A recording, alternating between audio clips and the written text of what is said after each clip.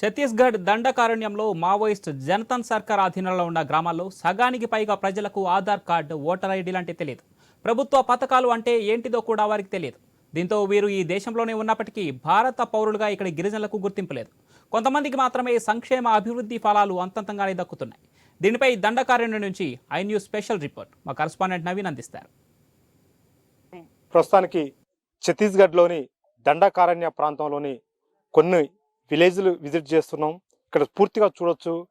ఇక్కడ విలేజ్లలో నివాసం ఉంటున్నటువంటి గిరిజనులకు కనీసానికి ఇక్కడ సౌకర్యాలే లేదు. చూడొచ్చు, ఇట్లా ఇండ్లు కట్టుకొని వీళ్ళు ఉంటారు. కనీసానికి వాళ్ళకి ఒక కరెంటు కానీ, తాగడానికి నీరు కానీ, చదవడానికి స్కూల్ కానీ, ఏదన్నా ఆరోగ్యం బాగాలేకపోతే పోవడానికి కనీసానికి వైద్యశాలలు కూడా ఇక్కడ లేని పరిస్థితి కాపాడుతుంది.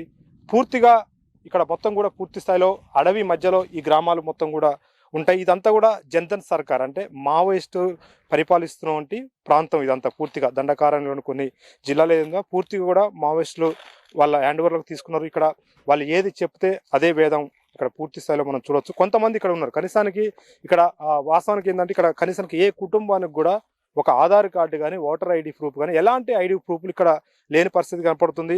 మనం ఇక్కడ కొద్దిగా తెలుగొచ్చు, గిరిజనుడితో మాట్లాడే ప్రయత్నం చేద్దాం. మీకు ఆధార్ ఉందా? आधार कार्ड नहीं है सर। ప్రభుత్వానికి ఏమున్నాయి గుర్తింపు మీకు? नहीं।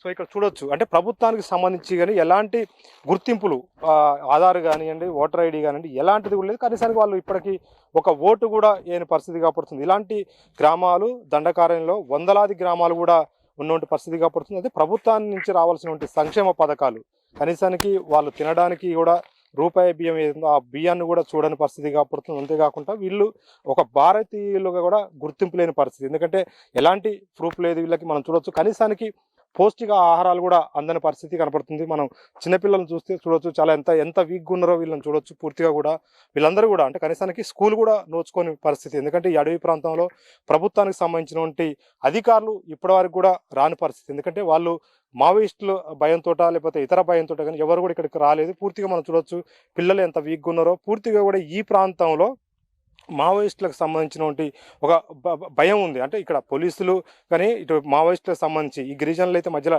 నలిగిపోతున్నారని చెప్పి. ఎందుకంటే పూర్తిగా వాళ్ళకు ఒక ఆధార్ కార్డు అంటే భారతీయుడు అంటే స్వతంత్రం వచ్చి ఇన్ని సంవత్సరాలు అవుతున్నా వాళ్ళకు ఒక గుర్తింపు కార్డు అనేది లేని పరిస్థితి కనపడుతుంది. ఇట్లా లక్షల మంది కూడా కొంతమంది గిరిజనులు ఉన్నారని చెప్పేసి కూడా చెప్తున్నట్టు పరిస్థితి కనపడుతుంది. పూర్తిగా వాళ్ళకి ఏది జరిగినా సరే అంటే వాళ్ళు ఏదైనా జరిగినా రేపు పూర్తిగా వాళ్ళు ఎక్కడ ఏదైనా జరిగినా కానీ వాళ్ళని ఎలా గుర్తించాలి, ఎలాంటి ప్రూఫ్ కూడా లేని పరిస్థితి కనపడుతుంది. అంతేకాదు పూర్తిగా ఇక్కడ వీళ్ళకి సంబంధించినటువంటి కొన్ని పథకాలు అంటే ప్రభుత్వం నుంచి చాలా పథకాలు వస్తూ ఉంటాయి కానీ అలాంటి పథకాలు ఏది కూడా ఇక్కడ గిరిజనులు నోచుకొని పరిస్థితి కనపడుతుంది. ఎందుకంటే పూర్తి స్థాయిలో మావోయిస్టులు పరిపాలన చేస్తున్నటువంటి ప్రాంతం ఇదంతా. ఈ నేపథ్యంలోనే ఇక్కడికి ఏ అధికారులు కూడా రావట్లేదని కూడా చెప్తున్నటువంటి పరిస్థితి ఉంది. కానీ వీళ్ళందరూ కూడా పూర్తిగా ఇక్కడ మావోయిస్టులకే సపోర్ట్ చేస్తారు. ఎందుకంటే వాళ్ళు మొదటి నుంచి కూడా ఇదొక వాళ్ళు మావోయిస్టులకు సంబంధించిన ఒక దేశంగా దీన్ని భావిస్తున్నారు. ఎందుకంటే వాళ్ళ పరిపాలన అంటే పూర్తిగా మనం చూడొచ్చు, ప్రభుత్వాలు ఎక్కడైనా పరిపాలన చేస్తుంటాయి కానీ అలాంటిది లేకుంటే ఇక్కడ పూర్తి స్థాయిలో కూడా మావోయిస్టులే పరిపాలన కొనసాగిస్తున్న నేపథ్యంలో వీళ్ళకి ఎలాంటి ప్రూఫ్స్ అంటే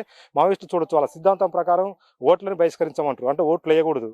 ఏ పార్టీ రాజకీయ పార్టీలకి ఓటు బ్యాలెట్ సిస్టంలో ఎక్కడికి పోవద్దు కాబట్టి ఎక్కడ కూడా ఓట్లు వేయొద్దని చెప్తారు. ఆ విధంగానే వీళ్ళు కూడా ఓట్లు లేని పరిస్థితి కాబట్టి. అంతేకాకుండా ఆధార్కి సంబంధించి కనీసానికి ఆధార్ ప్రూఫ్ అనేది ఖచ్చితంగా ఉన్నారు. కానీ అలాంటి ప్రూఫ్ కూడా లేదు. కనీసానికి ఆధార్ ప్రూఫ్ కానీ, రేషన్ కార్డు కానీ ప్రభుత్వానికి సంబంధించి ఎలాంటి గుర్తింపు కూడా లేని పరిస్థితి కాబట్టి. ఇప్పటికే మనం చూడవచ్చు, ఈ ప్రాంతంలో ఇప్పటికే అడుగడుగునా కూడా సిఆర్పిఎఫ్ సంబంధించిన క్యాంపులు నిర్మాణం చేస్తున్నారు. క్యాంపులు నిర్మాణం చేసినటువంటి ప్రాంతంలో కొన్ని గ్రామాలు ఉంటాయి. అవి ఏమంటే వాళ్ళు ఖాళీ చేసి మళ్ళీ కొండల మీదకి పోయేటువంటి ప్రయత్నం చేస్తున్నారు.